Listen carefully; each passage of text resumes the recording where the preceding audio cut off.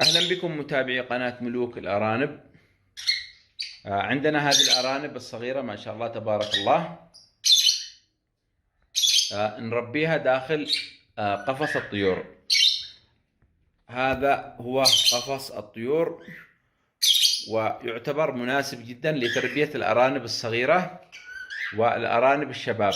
أما الأرانب الكبيرة، الأرانب التي تتزاوج والأرانب الولادة، فهذا القفص لا يناسبها نهائيا، فقط لتربية الأرانب الصغيرة والأرانب الشباب.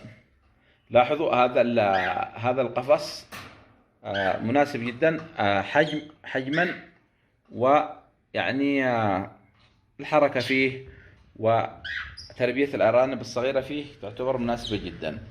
أولا نضع المشربية. لاحظوا ضروري نضع المشربية قريبة جدا من الأرانب كما تلاحظون. هذه المشربية، لاحظوا. ونضع لهم الأكل. طبعا الأكل عندما نضع لهم الأكل الخضروات يوجد فاصل. لاحظوا هذا هو الفاصل الشبك.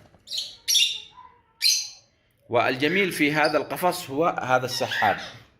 لاحظوا هذا السحاب تتجمع الفضلات والبول في هذا السحاب الموجود تحت القفص.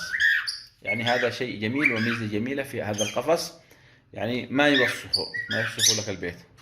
فقط ناخذ هذا السحاب ونغسله، ننظفه ونرجعه من جديد.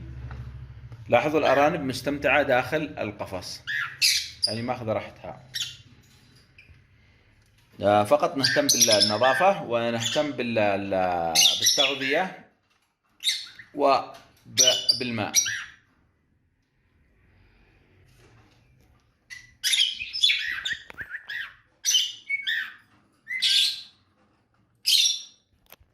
لاحظوا، وهذه علب ممكن أن نضع لهم فيها حبوب. هذا علب.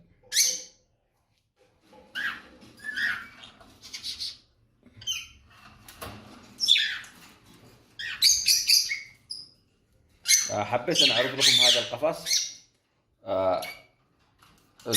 لتربية الأرانب فيه، وهو مناسب. هذا أنا عندي طبعا طيور، وجربت أن أربي صغار الأرانب في هذا القفص، ولاحظت أن القفص مناسب جدا جدا للأرانب.